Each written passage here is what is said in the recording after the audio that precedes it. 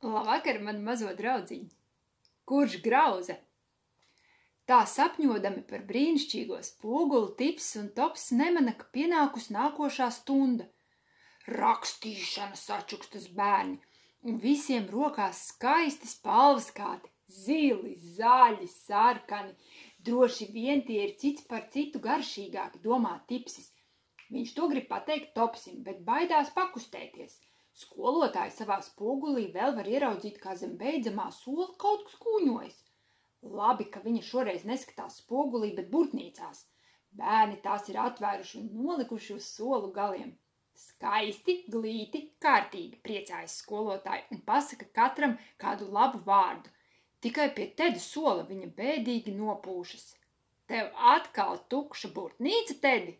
Nu, lūdzu, skolotāji, es vakar nevarēju norakstīt, man suņi sagrauza spalvaskātu. Nu, Tipsis un Topsis vairs ilgāk nevar izturēt. Viņi viens pakaļ otram drāžas laukā no sola apakšas un kliedz, ko māk. Au, viņš melo, viņš pats sagrauza, pats grauza. Mēs tikai palīdzējām. Mēs tikai pagaršojām. Ar labu nakti, mana mazo draudziņu!